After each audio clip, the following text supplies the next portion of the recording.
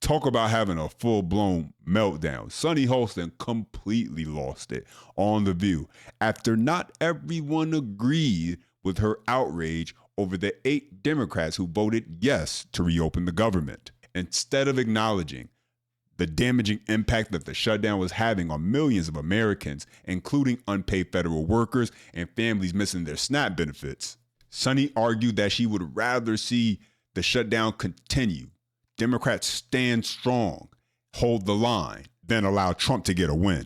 And when 2 of her co-hosts pushed back with facts, Sunny doubled down and just started making things up on the spot just to sound like she was right.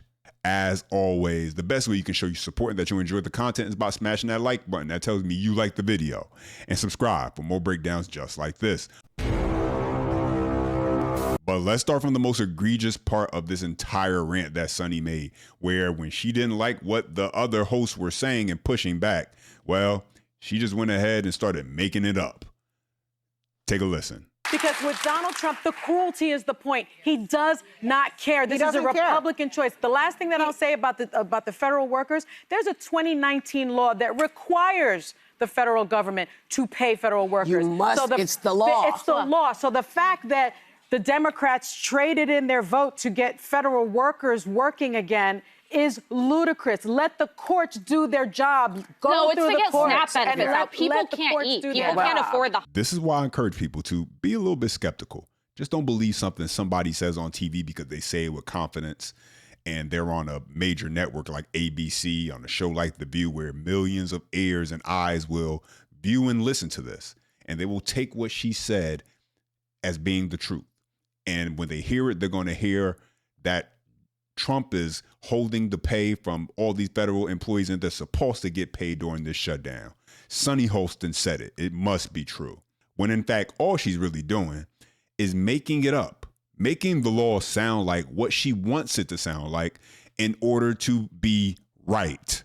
And so let's do the work that she doesn't expect anyone to do and see what it actually says. Does the law require that federal employees receive paychecks during a government shutdown? Point blank period, no. Federal law does not require that employees be paid during a government shutdown while appropriations funding have lapsed. Now, what she is referring to, cutting through all of everything because there's a lot to go through here, is back pay after the shutdown.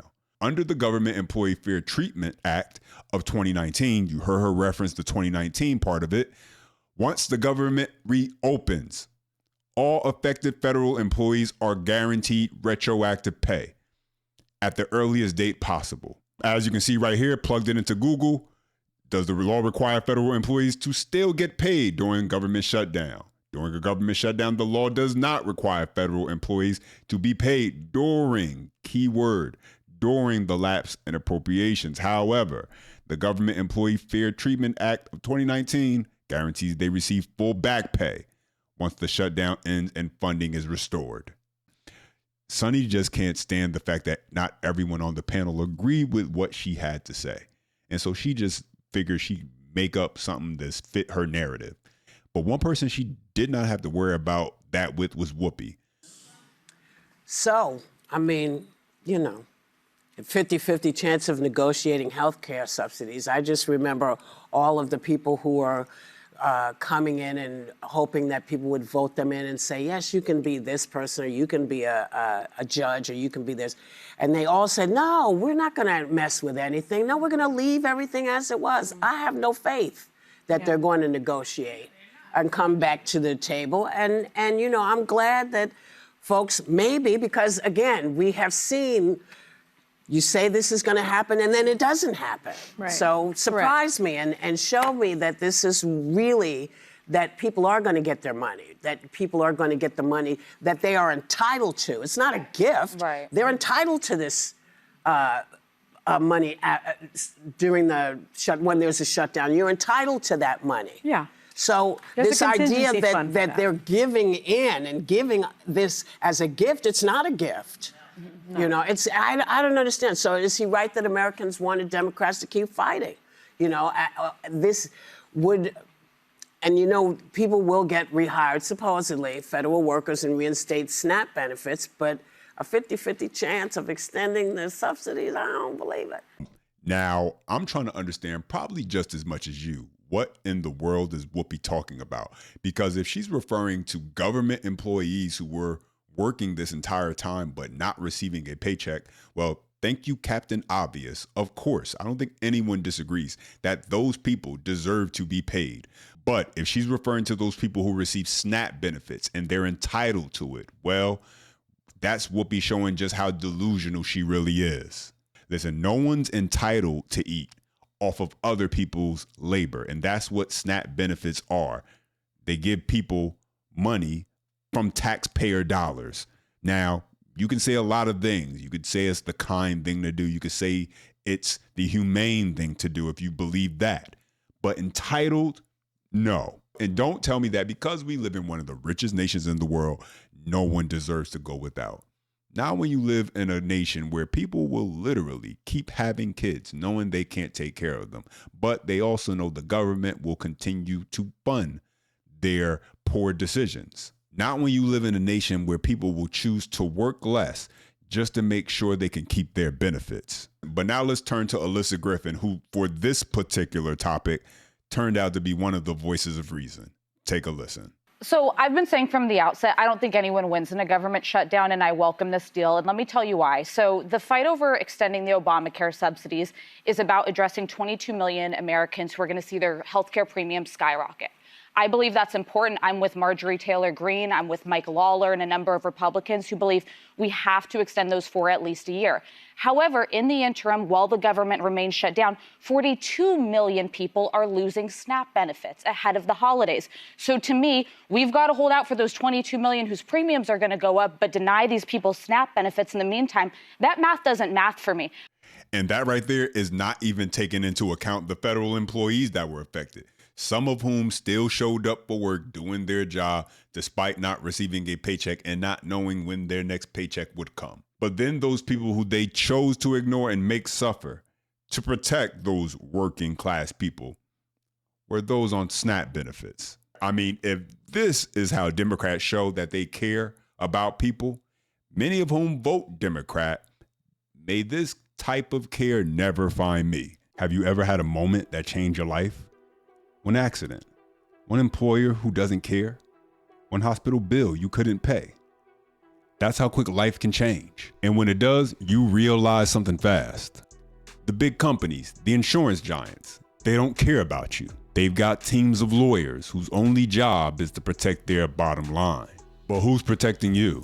There's a reason why it feels like traffic always jams when you're running late. Just like there's a reason Morgan & Morgan is America's largest injury law firm. For over 35 years, Morgan & Morgan has fought for the people, not the powerful. With 1,000 plus attorneys and more than 100 offices nationwide, they've recovered over $25 billion for more than 500,000 clients just like you. Whether you're a 41-year-old family man in Florida, struck by a driver who ran a red light, Morgan & Morgan secured a $9.3 million verdict, or a father and Little League coach who suffered lasting injuries in a car crash, Morgan & Morgan secured a $6.1 million verdict. When you hire them, it's like hiring a legal army that has your back. Starting a claim is simple. You can get started right now from your phone. No hassle. You can click the link in the description or scan the QR code on the screen to see if you have a claim. Their fee is free unless they win. Because when life changes in an instant, you deserve a law firm that's ready to fight for you.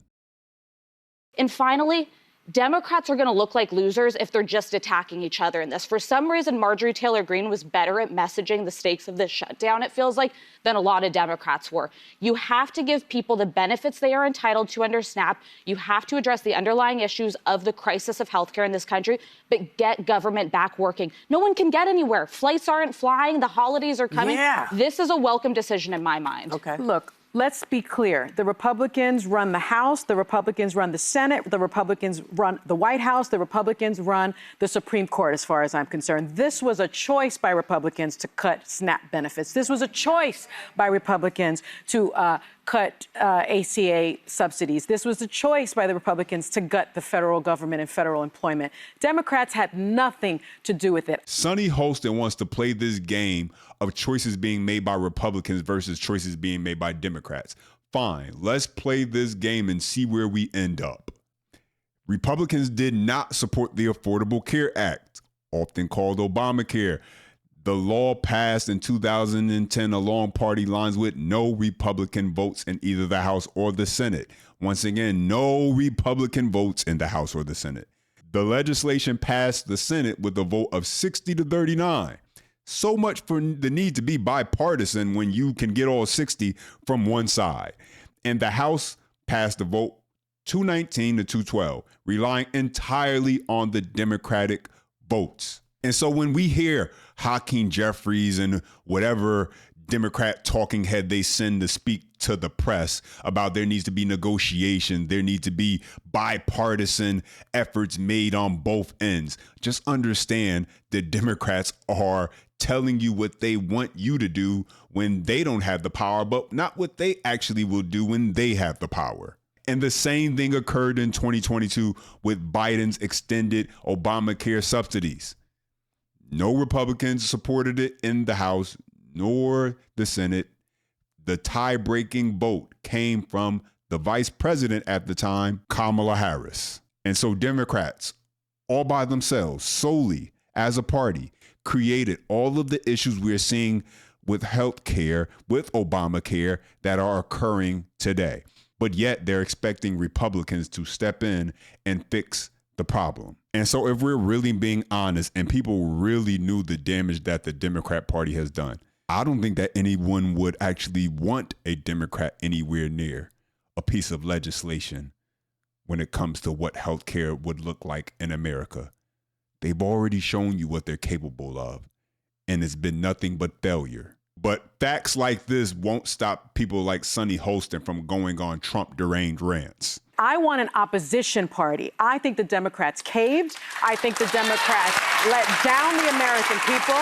And like you, Whoopi, I have absolutely no faith that the Republican Party will come to the negotiating table in good faith. You know, you do something like this, shame on you the first time. You do it twice, 3 times, 4 times, shame on me. Shame on the Democrats for even believing that the Republicans will, even vote on it. There's no guarantee in this New Deal that there's going to be a vote. There's no even commitment to have a vote. So the bottom line is the Democrats went into this after a blue wave out of the American people saying, we do want the opposition. We the working people want the Democratic Party to fight for them. And now they just caved and surrendered. I think Chuck Schumer, his days are over. How do you say the government reopening after 41 days is a bad thing? After, in the past, already stating that people need and they are entitled to their SNAP benefits, that's been made clear by the people on this panel. They're entitled to those SNAP benefits. After watching and knowing that there are federal employees who aren't getting paychecks, they're showing up at work, some of whom still show up and don't get a paycheck.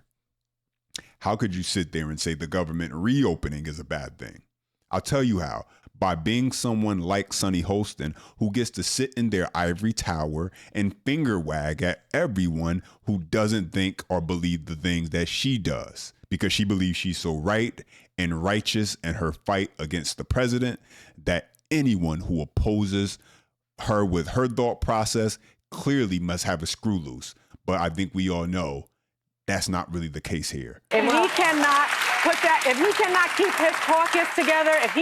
his caucus together, he needs to go. He needs to be replaced. I completely disagree with you, Sunny, for this reason, what you rattled off. The Republicans run the executive branch, the legislative, the judicial, according to you. They have all the power right now. The problem here is it's a privilege to say our food's not affected, our health insured, there are people in my family that receive SNAP benefits. I'm not just saying, I'm not meaning family. We're all affected by, as we go out. But I'm saying right here to say it's a privilege that they don't have health care and now they don't have food. The people are struggling so much. Our food banks all week in our towns were at the food banks. We were delivering nonstop and we kept getting notifications. They're empty again. They're empty again.